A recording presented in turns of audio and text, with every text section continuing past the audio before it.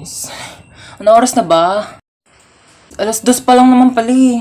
Tulog mo na ako, nantok na talaga ako.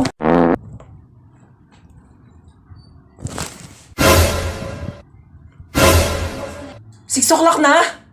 Oh my gosh! 6 o'clock yung pasok ko. Late na naman ako.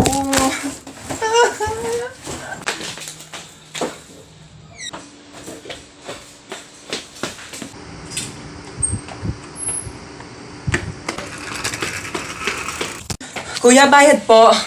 Doon lang po sa may school. Saan ang punta mo? May pasok pa ba ng 6:00 ng gabi? Po, 6:00 na ng gabi? Akala ko 6:00 na ng umaga. It really hurts ang magmahal ng galit. Asa na ba tayo? Ang dilim naman dito. Gusto ko na umuwi. Ano ka ba? Mas madilim yung buhay ko pag nawala ka. Yak! Magtropa tayo. Wag kang ganyan. Pakis nga. Uy, pero seryoso, nagugutom na talaga ako. Ilang araw na tayo nawawala dito eh. Ayan no, ang daming damo. Kainin mo. Vegetarian ka, di ba? Healthy yan. Hi guys! Isa akong genie. Lu, share mo lang. Charot. Bakit ka nakakumot? Nilalamig ka ba? Costume to, baliw. Ay, so yun na nga, isa akong genie and meron kayong 3 kahilingan mula sa akin. Uy, 3 wish daw. Ganto, yung isa pagkain, yung 2 tag-isa tayo ha. Sige. Genie, first wish namin pagkain. Masusunod, pak, ayan, cookies. Uy, thank you. Yung second wish, ibalik mo na ako sa bahay, ha? Masusunod, pak, bye! Iwanan ako. Sige, Genie, last wish ko, ibalik mo dito yung kaibigan ko. Lu, ba't na di... kailangan mo pa ba ng tulong? Ha? Hindi na. Masigurado kang hindi mo na kailangan ng tulong. Aalis ako mamaya, pupunta ako sa party. Kaya ko na to. Tawagin mo na ako pag magpapatulong ka, ha? Alis na ako, ma. Saan ka na naman pupunta? Ma, nagpaalam ako sa'yo kanina, di ba? Daming tupiin, ang daming gawaing bahay. Mag-isa na lang ako kumikilos. Tinatanong kita kanina kung kailangan mo ng tulong, sabi mo hindi. Sino kasama mo? Si Jacob, yung anak ng kapitbahay nating single dad. Ibigay mo sa akin yung number ng papa niya. Bakit number ng papa niya? Eh, hindi naman siya yung kasama ko. Paraan na. Uy, ano ba yan? Umuwi ka ng 8 p.m. ha? 8 p.m. pa ang start ng party. Wala akong pake, basta makauwi ka ng 8 p.m. Anong tingin mo sa akin, nagtatain ng pera? Depende, kung kumain ka ng pera, tatain ka ng pera, char. Eh di sayang naman kung pumunta ako ng 8 p.m. tapos aalis din ako ng 8 p.m. Di ba sayang sa pera yun? O eh di huwag ka na umalis. Labhan mo to. Hindi ka pinanganak para maging lakwatsera. Hindi naman ako pinanganak para maging labandera eh. Ma'am, pwede po mag-CR? Bawal! Ma'am, ba't bawal? Di ba sinabihan ko na kayo na tuwing break time na kayo pwede umihi? Bakit parang kasalanan ko na hindi ako naiihi ng break time? Naorasan ko ba kung kailan ako maiihi? O eh di sana all may alarm clock sa pututoy. Nahihilo po ako, ma'am. Hay nako, kaka-cellphone mo yan. Pati ba naman ikaw, ma'am? Nanay, bakit Hello po, dito po ba yung clinic? Ha, yes. Nahihilo po kasi ako. Baka meron po Diyos kayo mio, dyan. kaka-cellphone mo yan eh. Isa pang kaka-cellphone niyo, papalunok ko na talaga sa inyo tong cellphone ko, nagigig. Alam niyo po ba, this past few days, parang nahihirapan po akong umihi. Alam mo, pahiran mo lang yan ng Vicks. Vicks? Excuse me? Kailan pa ako sinipon sa pututoy? Ma'am! Nasugatan po yung daliri ko. Nahiwa po ng kutsilyo dun sa cookery, ma'am. Baka meron po kayo dyan mga Band-Aid, Betadine, or... O, eto, Biogesic, inumin mo yan, gagaling ka na agad. Bye, Jessic. Seryoso kayo, ma'am? Yes. Nilalagdat ba yung daliri ko? Ipapatulfo kita. Nak, 4:00 na. May pasok ka pa ng 6:00. Bangon ka na dyan. Mommy, 5 minutes pa po. 5 minutes. Okay, sabihin mo lang kung masama yung pakiramdam mo. Pwede naman kitang hindi mo napapasukan sa school, ha? No, mommy, I'm fine. Okay lang ako. Inaantok lang talaga ako. Sige, bangon ka na dyan. Bumangon ka na, 4:00 na! Aray, wait lang. 5 minutes pa. 5 minutes mo na yan. Pag di ka bumaba, huwag ka na mag-aral, huwag ka na pumasok. Magtambay ka na lang. Oo na nga, ma. Yung talagang batang hindi pa rin talaga bumababa. Batang to, lagpas 5 minutes na, ba't di ka pa bumababa? Saan batang yun? Batang yun.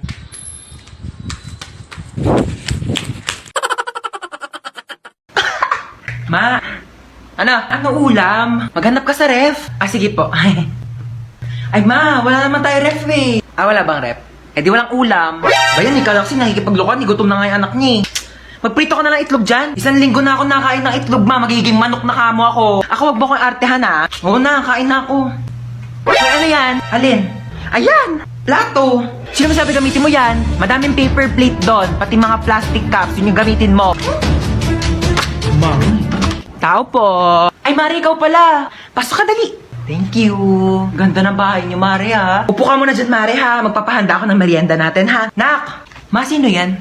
May buwisita. Oo, bumili ka ng lechon manok. Meron akong pera, kunin mo dun sa Gucci kong wallet. Gucci wallet? Gucci yon. Tsaka wala kang wallet, ma. Ah, wala ba? Ito pala, ha? Bumili ka dun, ha? Teka lang pala, bago ka umalis, kunin mo yung magagandang plato doon, tapos magagandang baso, ha? Ibaba mo dito. Na, minsan gusto ko na lang maging bisita, eh. Hoy, ginagawa mo dyan? Natutulog ako. Magpa-araw ka naman para masinagang ka. Ba yun, eh? Hoy, ginagawa mo dyan? Nagpapa-araw ako. Di ba sabi mo? Pumasok ka dito, magbasa ka ng libro. Init-init, labas ng labas. Gulo-gulo mo naman. Ano ginagawa mo dyan? Nagbabasa ng libro. Eh, basa ka na basa. Dilim-dilim. Pag lumabay ang mata mo, ako pang magpapasalamin sa'yo. Eh, sabi mo. Tigil mo yan. Manood ka ng TV dyan. Gulo-gulo talaga eh. Ano yung ginagawa mo? Nanonood ako ng TV. Paano? Nood-nood na ng TV? Yung nga pinapanood mo, walang kabuluhan eh. Bakit tatalino ka ba dyan? Di ba sabi mo? Nagsasaya ka ng kuryente dyan. Oh, anong gagawin mo? Aakyat. Huwag kang aakyat.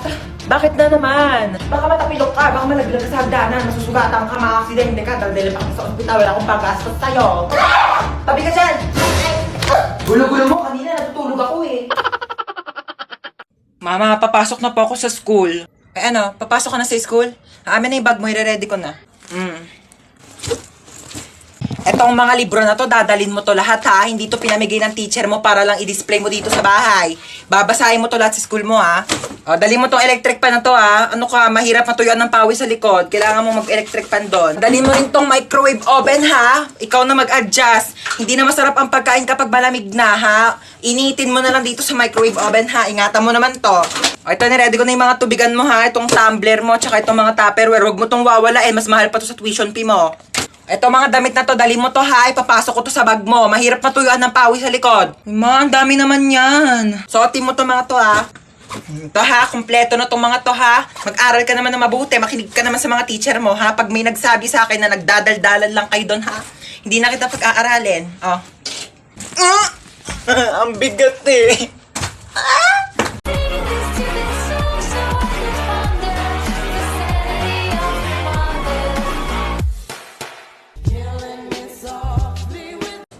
Ay, ipis! Ay, walang jowa! Grabe ka! Ikaw nga, kung makalipad ka, feeling mo butterfly ka, ipis ka lang naman. At least nakakalipad. Gusto mo dalhin pa kita sa ere kung saan ka iniwan ng ex mo eh. Ikaw nga, wala kang bahay eh. Sa Imburnal ka lang nakatira. Yeah. Okay lang, at least maraming bahay. Gusto mo dyan na rin ako tumira sa bunganga mo. Total, amoy Imburnal din naman yan. Ikaw nga, lakas-lakas mo manghabol porket may pakpak ka. Kala mo naman, ang laki-laki mo. Okay, ako na malakas manghabol. Ikaw, ang lakas ng putok mo. Ano ka, shotgun? Bang, bang, bang! Ikaw nga, hindi ka naliligo eh kasi takot ka sa tubig. Oo, hindi ako naliligo kasi takot ako sa tubig. Takot ako sa'yo kasi tubig ka, wala kang lasa, kaya hindi ka crush ng crush mo. Grabe ka na! Akala mo ah. Akala mo din!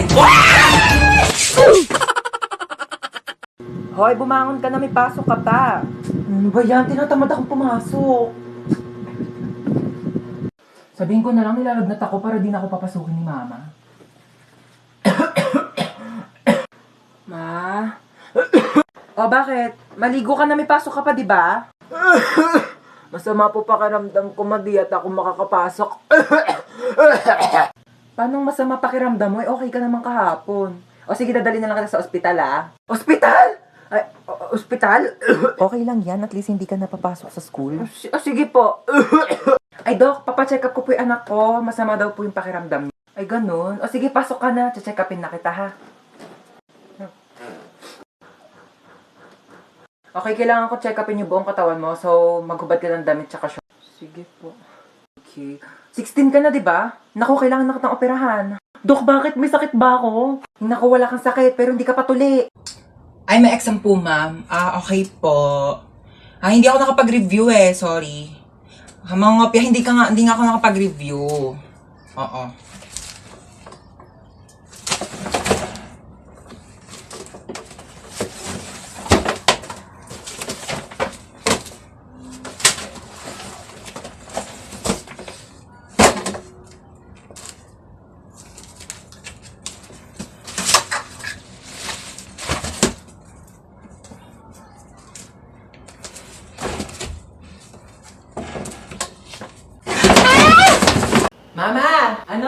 Charan! Aso!